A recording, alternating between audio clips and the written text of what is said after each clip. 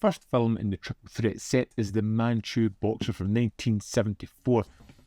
And it's one of those films that whenever you think of a chop socky movie, this is the kind of thing that I picture.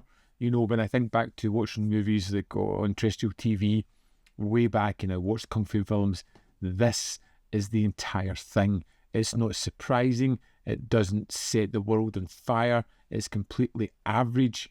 It's fine and entertaining, but it's forgotten almost as soon as you finish it. At the start of this one, we're introduced to our hero character who accidentally kills someone in a fight when he's almost killed himself. His father disowns him and sends him away, and he pretty much goes wandering the earth at that point.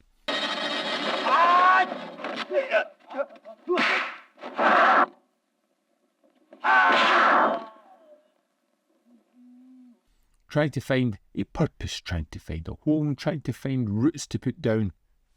And as he moves through the world, he discovers this town and this martial arts competition where everything seems rigged. There is someone who is fixing the game. He wants to be crowned as the champion of this town, and to do so, he's brought in a couple of ringers, people to take out the competition before they can actually make it there. One of these guys is a kind of cool villain turn for Sammo Hung.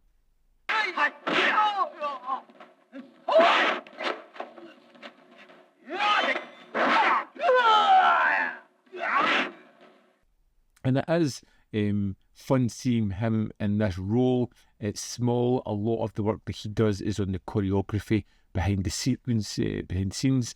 But when he is in front of the camera, he cuts a really great villainous character. And the action is pretty solid, but you kind of know where this is going. We've got our hero. We've got the guy who's the bad guy. We've got the ringers that he's brought in. You don't need me to spell out for you. You know exactly where this story is going to go.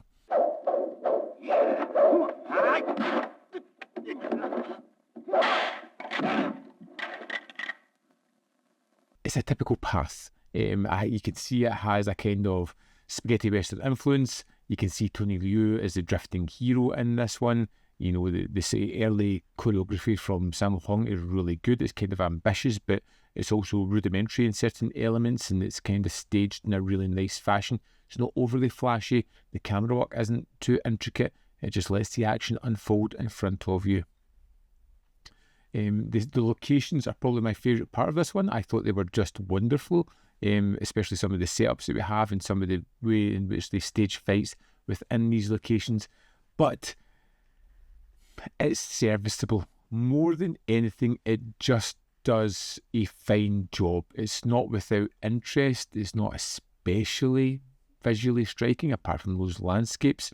The drama's not really engaging. You know exactly how the action is going to play out.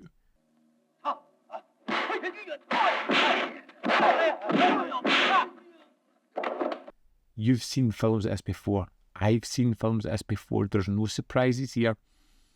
It's just, how do the fights work? And yeah, they're fine. Absolutely fine.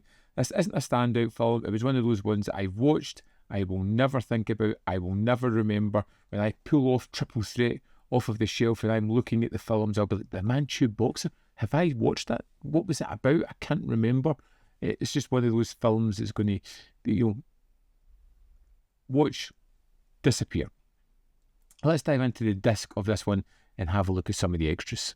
Here we are on the disc for Triple Threat. This first disc has The Manchu Boxer and Paper Marriage on it. So we have Manchu Boxer, the Hong Kong theatrical cut with original Mandarin mono. Then we have the English dubbed mono, audio commentary with Frank Jeng and Michael Worth. Then we have Paper Marriage with the original Cantonese mono, with the English dubbed mono, and an audio commentary with Arn Vinema and Domni Ting. Happily Ever After is a talking head with the director of Paper Marriage, Alfred Chung. It runs for 21 minutes 32 seconds, and it's really interesting because it talks about his career, where he was at the time, what inspired the story, why he felt rushed to come up with an idea in a film, his relationship with Sammo Hung and how he really respects him, and talks about some of the frailties within his personality as well, which I thought was truly fascinating. And that's the extras for disc 1 of Triple Threat. Here we have it. The first film on the Triple Threat disc is fine. There's nothing special. Am I sad I watched it? No. Will I go back to it? No. Hopefully the other films in this set raise this bar a little bit. I'd love to know your thoughts on the Manchu Boxer. If you've seen it, let me know in the comment box below whether you thought it was great, whether you hated it, whether you feel somewhere in the middle. As always, there is more content up here. You can see more of my stuff. In the description box below are links to Patreon, membership program, manvfilm.com. Always in which you can support me. Thanks for watching. See you next time.